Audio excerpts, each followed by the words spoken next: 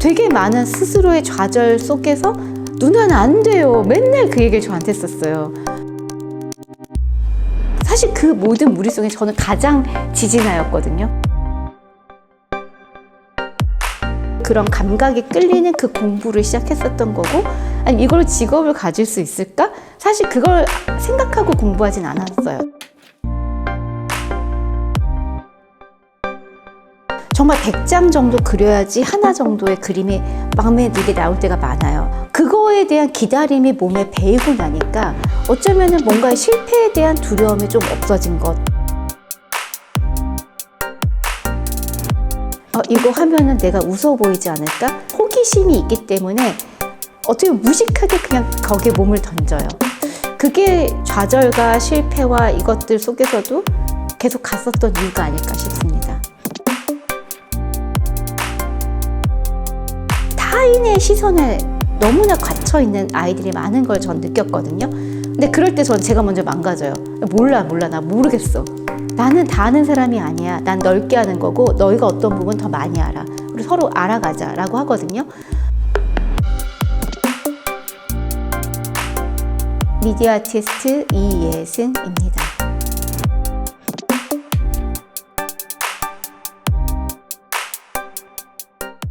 저는 현재 고려대학교 디자인조약부에 재직을 하고 있는데 교수로서 보다는 작가의 삶을 훨씬 더 많이 살고 지금 현재도 아이들하고 그냥 놀고 있는 사람이라고 생각해 주시면 될 것 같습니다. 여기 보면은 1필에서 비트까지라고 아마 표현이 돼서 무엇일까라고 생각되시는 분도 있는데 제가 사실 이 작업을 했었을 때 사람들이 저 7m 정도가 되니까 저는 그 원 안에 들어가서 계속 작업을 하고 있었어요. 근데 다들 저한테 묻는 질문이 작가님은 언제 오세요?를 저한테 물어보는 건 거예요. 저 정도의 전기를 사용하고 뭔가를 프로젝션을 하고 프로그램을 하고 막 이러다 보니까 아, 남자가 작가겠구나. 둘째 아니면 덩치가 엄청 큰 그런 분이 뭔가 작가겠구나. 왜냐면 지금 저게 보기에는 되게 가볍지만 저거 자체를 행잉을 해야 되고 사실 구조체 자체가 저 혼자 할 수 있지는 않은 구조였습니다. 그래서 곧 오실 겁니다라고 하고 보냈던 분도 있고 제가 작가입니다 했었을 때 의심의 눈초리를 누가 다 해주고 갔나 보다 라는 것들도 저는 많이 들었습니다. 자, 그 다음 거는 제가 BTS와 함께 작업을 해서 조금 더 유명해진 거는 학교에서 유명해졌습니다. 왜냐하면 학생들은 이혜승이라는 사람보다는 BTS가 중요하기 때문에 저희 고려대학교는 외국 학생들이 많은데 그래서 아미 분들이 많이 계십니다. 여기도 아미 분들이 계시겠지만 그래서 아미 분들한테 누가 안 되는 작업을 뭘 할 수 있을까 하다가 지친 어떻게 보면 출퇴근하시는 분들한테 메시지를 주는 것들의 작업들을 하는 곳이에요. 춤만큼은 마음대로 허락은 필요 없어라는 거를 저한테 메시지를 주었고 이거를 조금 더 다르게 해석해보자 해서 여기 보면 QR들이 군데군데 바뀌어져 있고 이걸 통해서 증강현실 글자판들을 만들었습니다. 그래서 이때 학교에서 이걸 통해서 도대체 저 교수님의 어떤 걸 전공했을까? 그랬을 때 제가 많이 들었던 게 뭐 공학을 공부하셨나요? 혹은 뭐 프로그래밍이면 어떤 걸 하셨나요? 그 다음에 아까 같은 구조체를 하다 보니까 조속과를 나오셨나요? 근데 저는 사실 다 아니고 이런 동양화를 했었습니다. 초반 작업들이. 그래서 저의 출발은 아주 예고 때부터 정말 난을 치는, 한복만 안 입었지 난을 치는 그런 사람이었고 한 장을 그리기 위해서 엄청 100번 이상을 그려야 되는 정말 그 예고의 모범생 같은 그런 사람이었었습니다. 근데도 작업이 저는 이렇게 이걸 그렸던 이유들이 그런 유리창에 비치는 리플렉션 되는 도시들이 그 당시 이제 하이라이즈의 건물들이 한국엔 별로 없었었어요. 근데 뭔가 새로운 거 해보고 싶다라는 그냥 그 마음 가지고 난을 치다가 이 난을 치지 말고 좀 딴 거 없을까? 저는 항상 도시에서 살았기 때문에 이런 유리창에 비치는 리플렉션 되는 게 너무 저한테는 좋았었어요. 그래서 이거를 한번 표현을 어떻게 해볼까? 근데 먹이라는 성질은 원래 가두는 게 되지가 않아요. 그냥 퍼지고 뭔가 번지고 뭔가를 잘 그렸다는 마음이 들었을 때 망합니다. 그래서 여기 어떻게 이거를 가둘 수 있을까? 그래서 이런 어떻게 보면 스크린 같은 실크들을 레이어들을 계속 만들고 마스킹 테이프로 이것들을 다 막으면서 한 작업도 했었었고요. 이전 작업은 이렇게 설치 작업. 2002년도에 저희 첫 개인전. 대학원도 졸업하지 않은 친구가 개인전을 했었습니다. 그리고 100평에서 했습니다. 그러니까 제가 잘나서가 아니라 무식했고요. 그러니까 교수님도 쟤는 무슨 라이트를 저기다 넣었을까. 그리고 이때 혼 많이 났습니다. 왜냐하면 20개 이 위대한 이 물질에다가 어떻게 다른 걸 섞어가지고 이렇게 할 수가 있느냐. 그래서 뭐 어리니까 할 수 있지 않을까 이러면서 그냥 했습니다. 그러니까 그 당시는 한국화의 어떤 현대성, 정체성을 매체적인 것들로 표현을 하고 있는데 그걸 사각 프레임 안에서 한다는 게 쉽지가 않았었습니다. 근데 그렇게 해서 가다 보니까 근데 한국에는 생각보다는 그 당시는 막 하이라이즈 빌딩도 많이 없고 왜냐면 건축이 막 이렇게 되고 있는 시점이다 보니까 어디를 갔냐면 친구들한테 물었어요. 미국에 있는 친구들, 야 거기 뭐가 있냐 했더니 시카고가 뭐가 많대. 그래서 시카고를 가서 건물 사진을 찍어오자. 그래서 시카고를 무작정 갔습니다. 그래서 우연히 갔는데 저는 제 인생을 여기서 많이 바꿨습니다. 원래는 이런 빌딩들 사진을 찍으러 갔는데 너무 아니시카푸어 작업을 좋아하는데 거기에 리플렉션 되는 밀레니엄 파크라는 곳이 2000년도에 새로 지어지면서 거기에 리플렉션 되는 거 보면서 어떻게 이렇게 휘어지면서 이것들을 이렇게 큰 민을 만들 수가 있을까. 그러니까 동양화라는 작업은 계속 개념적으로 사람들한테 전 설명을 했었어요. 그러니까 항상 작업을 하고 듣는 건 뭘 그리신 거예요? 개념이 뭐예요? 근데 예술이 흥미가 있고 뭔가 내가 즐거워야 되는데 사람들한테 내가 생각하는 부분을 설명부터 해야 되는구나가 어느 순간 좀 지치기 시작했습니다. 그러고 나서 미국 갔을 때 제가 이거를 만났습니다. 자, 이 작업입니다.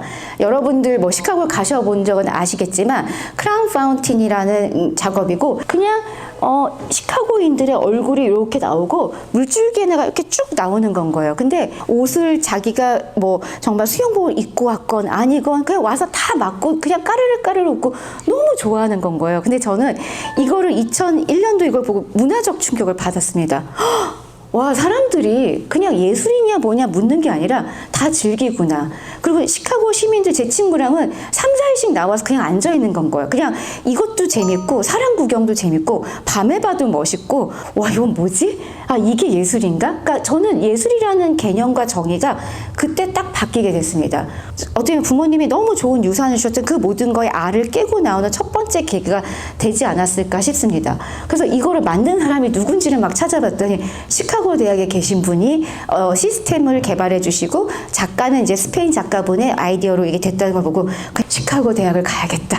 그냥 그 마음 하나였습니다. 계속 밀어붙였다는 것들이 너무 중요했던 것 같습니다. 근데 애들이 저한테 농담 반 진담 반으로 교수님처럼 되려면 어떻게 해요? 그러면 막 살아. 저는 그냥 그렇게 얘기합니다. 왜냐면 그래야지 제가 비로소 저로서 지금 어쩌면 성장하는 그 과정들이 너무나 중요했다는 저는 그런 것 때문에 이런 생각이 듭니다. 가상이라는 것들.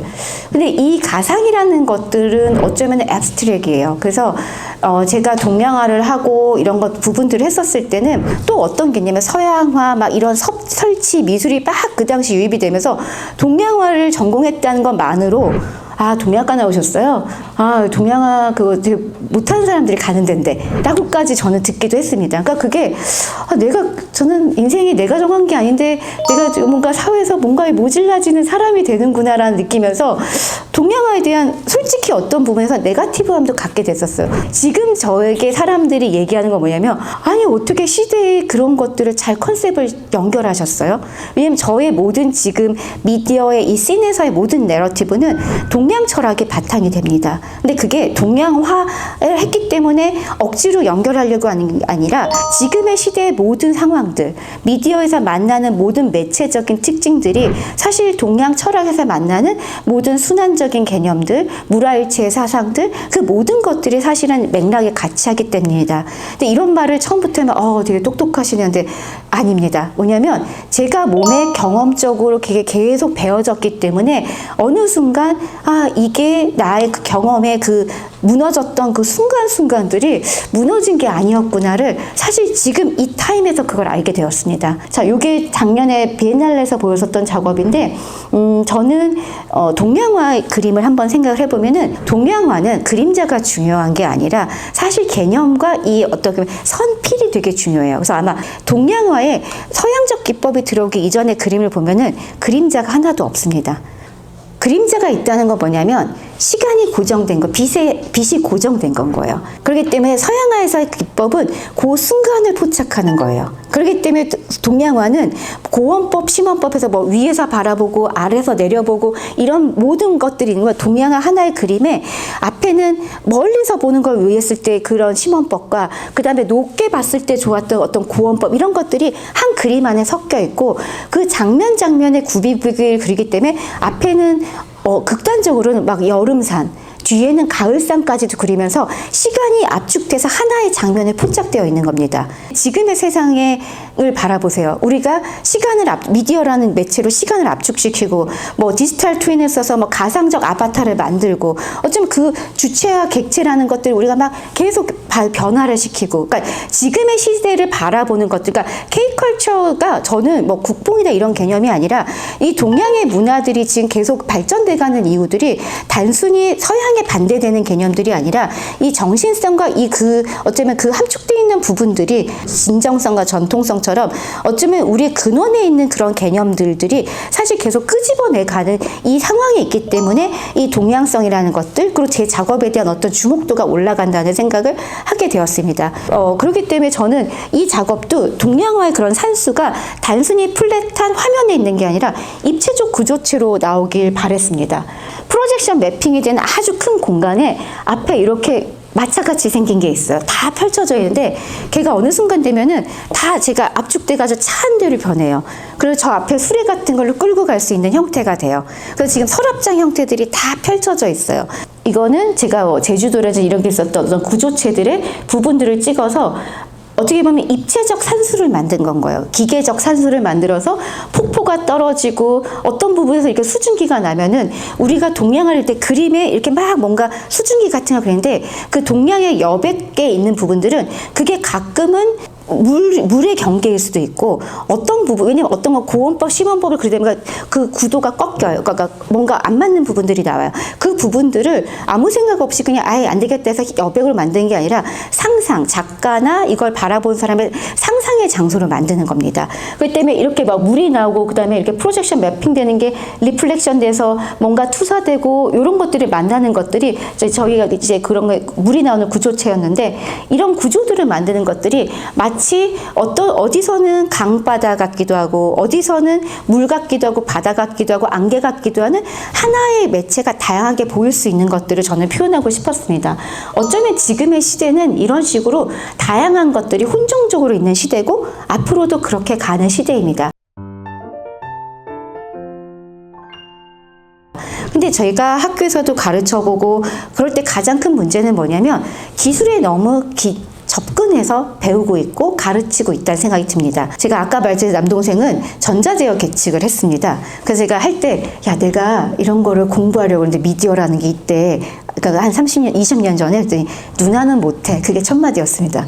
너무 산만해가지고 누나같이 그렇게 산만한 사람이 어떻게 미디어를 해? 라고 얘기를 했고 오히려 남동생은 이런 것들은 되게 계획적인 사람들이 하는 거야 라고 얘기를 했었습니다. 근데 코딩을 요새 조금 하실 수 있는 분들 이제 코딩이라는 프로그램 하면은 2줄에 나올 수 있는 걸 전 한 20줄을 짜야지 나옵니다. 그러니까 효율성에서 보면 떨어지는 거거든요. 하지만 비주얼적으로 나오는 거는 거의 똑같습니다. 그러니까 뭐냐면 예술이나 우리의 삶이 그렇게 효율적이지 않아도 보여질 수 있는 거는 있다는 겁니다. 그래서 제가 동생한테 되잖아. 그러면 효율적이지 않아. 효율적이지 않아도 보여. 그러면 보이긴 보이지. 그래서 그때 많이 싸웠습니다. 그러니까 즐거움이라는 거, 호기심이라는 거, 그리고 망가짐이라는 것들이 본인들의 삶에서 가장 많아야 되지 않을까 싶습니다.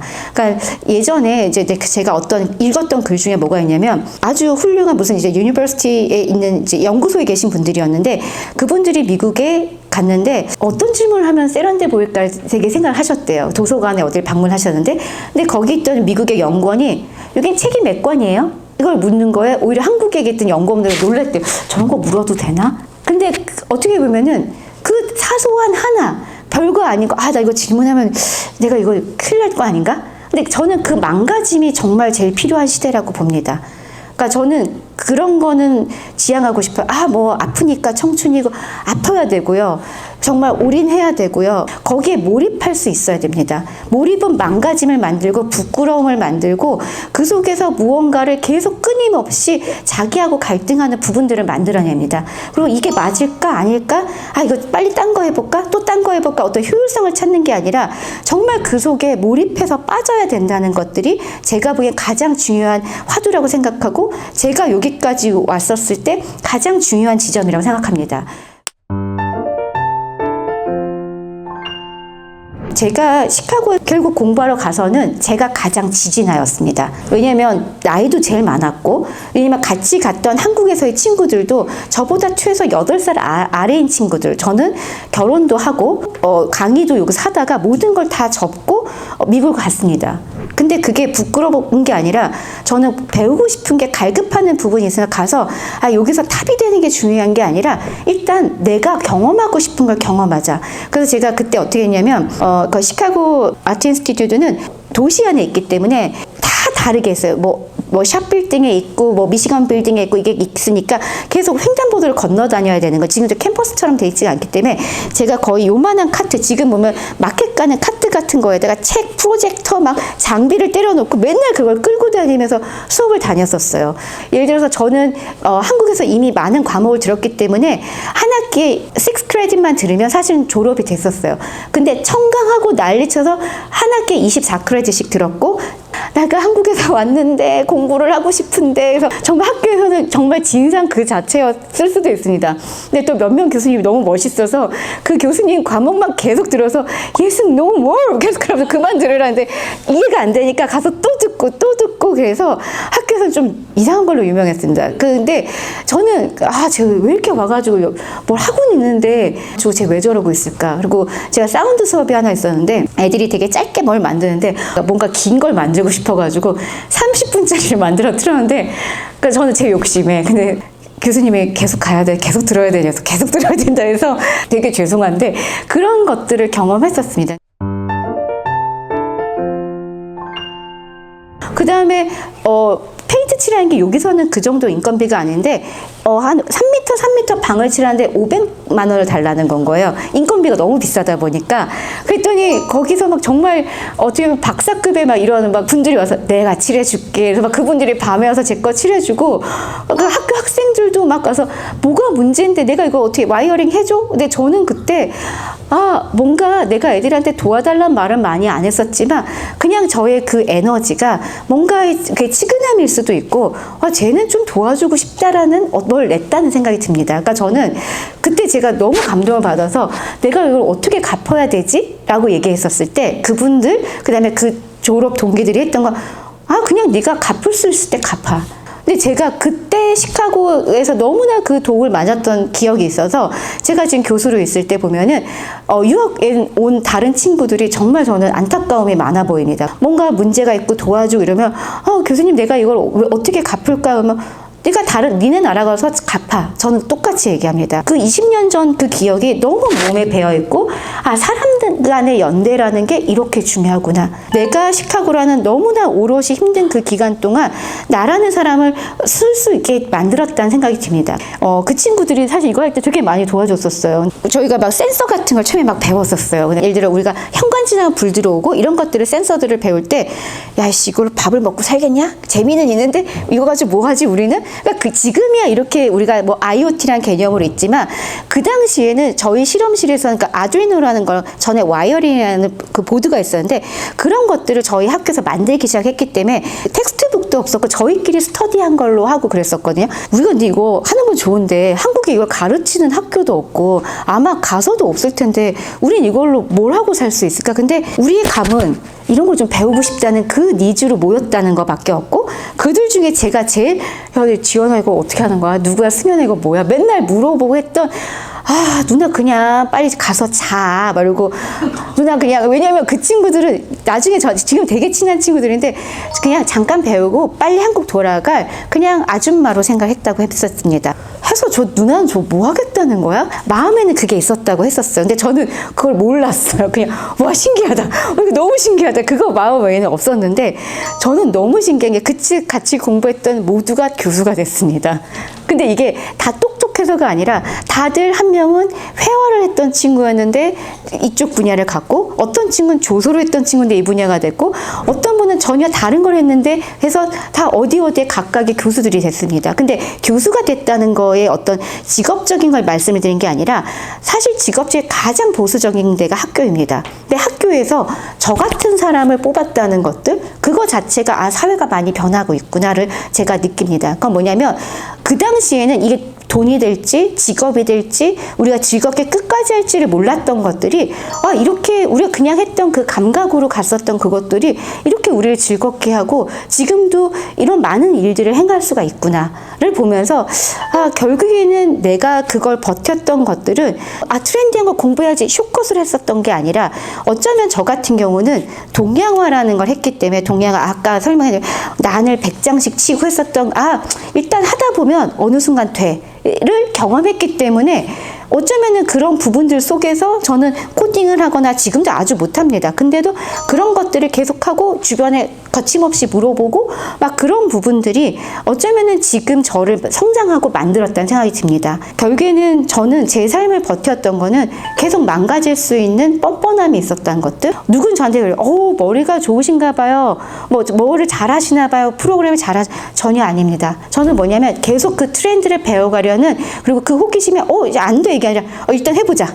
저는 일단 해요. 그 다음에 잘하는 친구나 제자나 그래서 너 이거 잘하지? 나 좀 가르쳐줘. 저는 그래요. 이제 서울대에서 강의를 했었을 때 그 친구가 원래는 미국에서 공부했었던 친구인데 석사 과정을 한국의 서울대학교로 왔었던 친구가 있었어요. 야, 너 나보다 프로그래밍 잘하는데 왜 왔니? 했더니 아, 교수님, 저는 프로그램을 교수님 것도 다 해드릴 수 있는데 콘텐츠를 어떻게 만드는지 모르겠어요. 창작하고 창의적 사고하는 방법을 전 교수님한테 배우고 싶어요 라고 했었어요. 그래서 그 친구를 2년을 가르치면서 했었었고, 제가 그 학교에서 끝나고 제가 고대로 오게 됐었을 때 그 친구한테 이제 네가 내 선생님이 되라. 그래서 그 친구한테 프로그램을 또 배우게 됐었어요. 근데 그 친구가 아주 사악하게 저를 가르치더라고요. 야, 너 왜 이래? 빨리 답을 내놨대. 교수님이 저를 그렇게 가르쳤는데 저희도 이렇게 해야죠. 그래서 그 친구한테 아주 혼나면서 많이 배웠습니다. 어쩌면은 정말 그걸 잘하는 그 마스터는 윗세대에 있는 게 아니라 아랫세대에 있을 수도 있다는 생각이 듭니다. 왜냐면 제가 문화적 충격을 받은 게, 보통 피지컬 컴퓨팅이라는 수업이 있으면 16주째 8주 수업 나갈 양이면 요 정도 하면 되게 했는데 코로나가 오고 2주에 끝났습니다, 수업이. 왜냐면 지금의 아이들은 너무나 미디어에 대한 흡수력이 빠르고, 예전에는 유튜브 어디 찾아요? 뭐 어디 있어요? 물어봤던 정보에 대한 부분들을 본인들 스스로가 막 잘 찾아서, 그리고 챗 GPT도 알아서 써요. 그래서 제가 그걸 보면서 와, 이 트렌드들을 제가 오히려 흡수하고 같이 알아갈 부분들을 공부를 해갑니다.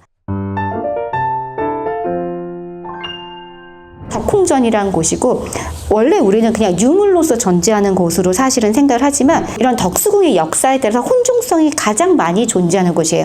어떤 체계를 가지고 했었던 것들이 아니라, 여기 보면 돌 위에 돌이 있는 경우도 있는데 그게 정말 어떤 미적인 미학적인 이유로서 둔 게 아니라, 공사하다가 여기 놔뒀는데 그 다음 공사 한 번이 그 위에 두고 그게 50년이 지나니까 유물이 돼버리고, 사실 그런 부분들이 주변에 있게 됩니다. 근데 어쩌면 저는 그런 혼종성이라는 거, 저희가 여태까지 왔었던 어쩌면 왕권의 권위를 어떻게 보면 더 밑으로 떨어뜨리게 했었던 일제시대의 일들이라든지 그런 역사적 내러티브들을 제가 보면서 어떤 하나의 문화유산이라는 부분들이 단순히 과거 것이 아니라 지금과 연결되는 맥락화시킬 수 있는 부분들을 저는 알게 됐고, 그 부분들을 이제 저희 탐구의 분야이기 때문에 이런 식으로 했습니다. 그래서 저는 이때가 코로나가 가장 심했던 시기였거든요. 그래서 이게 밤에는 이렇게 보여요. 제 작업이 더 오롯이 보인다면은 낮에는 이런 식으로 덕홍전의 이 붉은 이미지들이 더 강렬하게 오고, 제 작업의 리플렉션에 대해서 제 작업은 거의 보이지가 않아요. 그냥 거울화가 되는 건 거예요. 그러니까 뭐냐면 주체랑 객체는 계속 끊임없이 변화하는 이 동양 철학적인 것들과 어쩜 이렇게 잘 맞아 떨어질까. 제가 아티피셜한 붉은색을 칠하지 않아도 제 작업이 오롯이 붉게 보일 수 있는 그 장면들, 그런 것들 속에서 우리가 이 혼종성이라는 것들을 어떻게 생각하고 가야 될지라는 생각들이 들었습니다. 제가 이 작업은 금천교가 그 덕수궁에 저는 구곡소요라는 작업을 했었는데 이 작업을 할 때 너무 재밌었던 게 이 금천교는 뭐냐면 이승과 저승처럼 일반인들이 머무는 곳과 왕이 머무는 신성한 곳을 지나는 그곳에 어떤 가교 역할을 하는 곳이기 때문에 궁전에 가면 이런 것들이 있어요. 여기에다가 뭘 하나 해봐야겠다. 그래서 저게 지금 보면 별거 아니겠지만 돌 거의 몇만 개를 다 하나씩 손으로 놓은 건 거예요. 그래서 QR을 만들었어요. 그래서 제 스태프들과 저 2m 밑에 내려가서 하나씩 놓으면서 막 땀을 흘리고 근데 어느 날 막 폭풍이 쳐가지고 다 흩어지고 막 그러면서 이것들을 놨었는데 그 재밌었던 건 놓는 저희도 재밌었는데 어르신들이 가면서 이거 찍고 들어가야 돼요? 아직 안 되는 이거 우리 지나갈 수 있어요? 무조건 찍어야지 지나갈 수 있다 생각해서 되지도 않았는데 와서 화를 내시는 거예요. 아니 이거부터 해놓으셔야죠. 그래서 아니 이게 아닌데 그래서 너무 저는 놀랐습니다. 그래서 이 기술이 이렇게 발전되면서 사실 뭐 디지털 소외라는 말도 있고 막 그런 것도 있었는데 이게 어르신과 어떤 세대적 갈등들이 아니라 이 기술을 통해서 그 다음은 무엇을 볼 수 있을지에 대한 부분들을 좀 고민하게 되었습니다. 그러니까 이게 이렇게 만들어졌는데 재밌는 거는 여기에 뭐 낙엽이 막 떨어지면 그 다음날 안 된다고 연락이 와요. 그러면 낙엽 몇 개 치면 또 돼요. 그러니까 이게 뭐냐면 우리가 가진 정보 이렇게 보면 다 똑같아 보이지만 우리 시각적으로 보는 것과 아닌 것 어떤 차이들이 우리가 너무나 둔하게 보고 있다는 것들. 그러니까 그게 어쩌면 우리 동양화나 동양성에서 말하는 어떤 순환에서도 있고 타자적인 것들 그리고 다층적으로 고민해 봐야 되는 것들 그게 지금 시대부터 여러분들이 가야 될 길이 아닐까 하는 생각이 듭니다. 저는 여백이 정말 중요한 시대라고 생각이 듭니다. 왜냐하면 저만 해도 자는 순간까지 너무나 많은 정보 속에 놓여져 있고 꿈에서도 그거를 꾸고 있고 깨서도 그거를 하고 있는 저를 보고 정말 여백이 없는 삶이거든요. 근데 제가 가끔 뭘 하냐면 그냥 여행을 가거나 저를 아예 디스커넥트를 딱 시켜버려요. 그래서 작년에 너무 좋았던 거는 남편하고 오로라를 보러 갔습니다. 그냥 왔는데 제가 호흡을 할 수 있게 됐어요. 그러니까 강제적으로 쉬었지만 사실은 이게 정말 내가 항상 사람들한테 얘기했던 숨쉼이고 여백이구나. 그러니까 뭐냐면 인생에서도 물리적인 여백이 필요해요. 그 다음에 작업이나 자기의 어떤 것들에서도 뭔가를 자꾸 메시지를 넣으려는 게 지금 많아요. 너무 뭔가를 개념과 메시지를 넣어서 전달하는 것들에 우리 뇌는 계속 자극을 받고 있거든요. 어쩌면 그런 부분들에서 우리가 놓을 수 있는 과감함이 있으면 그게 저는 동양성에서 말하는 미고 여백이라고 생각이 듭니다. 동양의 철학을 작업에 녹여내려고 한 적은 없었던 것 같아요. 오히려 작업을 하다 보니 비평가들이 이승 작가의 작업은 이런 동양적인 것과 연결이 돼를 오히려 역으로 저한테 제시를 해줬어요. 근데 그게 왜 그럴까라 생각해보면 이미 저는 몸에 그게 배어 있었던 건 거예요. 그래서 제 작업의 영상이나 이런 것들이 좀 달라 보이는 게 막 3D랑 2D가 섞여져 있고 같은 2D인데도 제가 다 드로잉한 것들을 스캔 받아서 쓴다든지 뭔가 그런 감각적, 매체적인 어떤 직접적 손으로 하는 것들과 벌추얼에서 일어나는 것들을 같이 연결을 시키는 작업들을 제 작업에서 많이 보여주거든요. 근데 그런 걸 했었을 때 동양적인 어떤 사상 속에서 주체나 객체 이런 것들을 찾아내게 돼요. 그러니까 결국에 뭐냐면 무엇을 담으려고 하는 순간 제가 어릴 때 작업이 그랬던 것 같아요. 뭘 담아내야지 라는 것들. 근데 그런 게 지금 아니라 내가 이 몸속에 익숙해진 것들을 하다 보면 계속 그것들이 그 안에 나온다는 생각이 들어요. 그러니까 결국에는 이게 동양화냐 서양화냐 뭐냐가 중요한 게 아니라 내 안에 이 컨테이너 안에 어떤 사고에 무엇을 담아가느냐 그게 상당히 가장 중요하지 않을까 싶습니다. 그러니까 저는 지금 학교에서도 아이들하고 수업할 때 1학년 수업을 저는 많이 합니다. 1학년 때 교수님 애들은 이제 저희 뭘 가르칠까 하면 저는 첫날 이래요.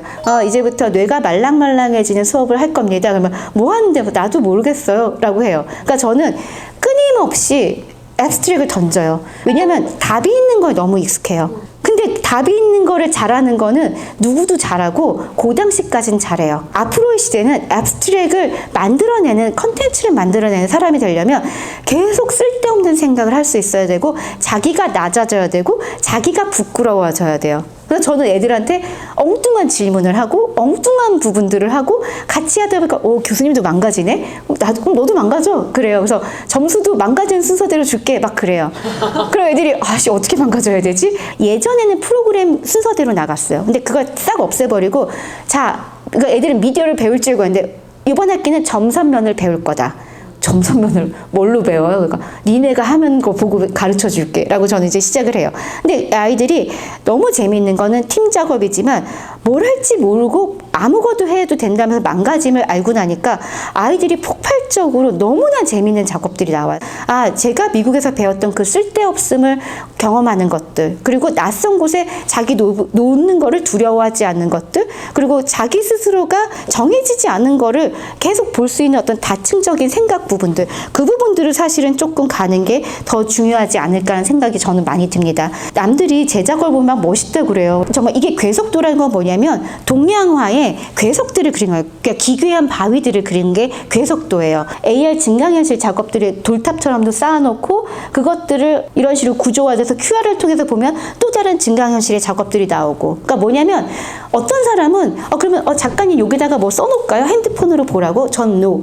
왜냐면 어떤 것도 어떤 사람은 영상만 보고 가도 돼요. 구조가 예쁘네? 이러고 가도 돼요. 어떤 사람은 아무 안 써 있어도 QR에 자기 디바이스로 이거 해보자 하고 가시는 분들도 있어요. 뭐냐면 어떤 사물이든지 그가 감축한 다양한 에너지를 어떻게 자기가 가진 걸로 경험해야 되느냐. 그러니까 단순히 무조건 핸드폰으로 본 것만으로 그게 작업을 정말 잘 이해했느냐? 저는 그렇게 보지 않아요. 그래서 제 작업이 항상 이렇게 공간 작업 속에 있다 보니까 뭐라 그러냐면 작가님 작업 너무 좋아요. 이러고는 나와서 그게 뭘 봤어요? 본인이 저한테 물어봐요. 그러니까 뭐냐면 지금 미디어 세상에 그런 건 거예요. 저희가 인터넷 들어가서 막 뭐를 찾다 보면 저도 똑같이 보다 보면 마지막엔 연예인을 잠깐 갔다가 그 알고리즘에 쇼핑을 갔다가 나 못 찾았지? 이러다가 저도 나오거든요. 그러니까 어쩌면 이 산만함이 지금의 시대에서의 저는 키워드인 거고, 그 속에서 자기의 핵심적 컨텐츠를 갖는 방법은 그러니까 쇼컷을 가려고 하지 않는 자세들이 전 중요하다고 봐요. 그래서 저는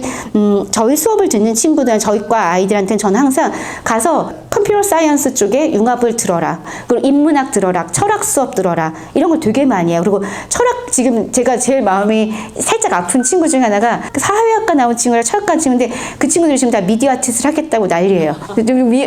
부모님은 아시니? 제가 맨날 공부자리에서 들어왔을 텐데 부모님은 아시니? 했더니 참 이걸로 유학 갈 거고 막 그래요. 근데 너무 작업이 좋아요. 저희 지금 원래 본전공 친구들이 놀래요. 왜냐면 그 친구는 저 원래 기술을 더 몰랐어요. 근데 철학적 베이스, 그 다음에 사회학적인 베이스로 자기가 공부를 한 게 있으니까 그게 미디어라는 매체와 예술적 매체를 만나니까 그거 하고 싶은 이야기들이 자기 비주얼적인 툴이 생긴 건 거예요. 그러니까 우리가 예술을 한다고 예술만 공부해서 되는 게 아닌 건 거예요.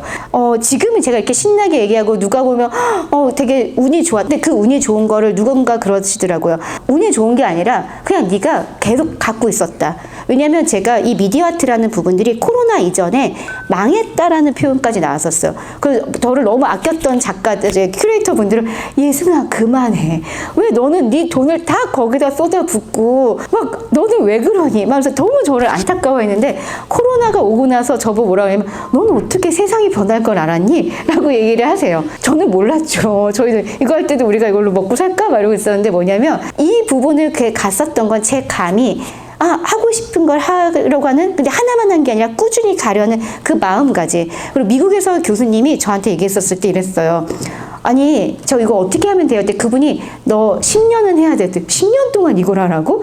근데 정말 딱 10년을 했더라고요. 내가 드디어 작가가 됐구나 라고 느꼈어요. 뭐냐면 그 과정은 너무나 힘들고 지진한 어떤 과정 속이었지만 뭔가를 꾸준히 그래도 다른 걸 했지만 어떤 방향성이 조금 합쳐져 가는 것들, 저는 어쩜 여러분들이 그 부분들을 해야 되지 않을까 싶습니다.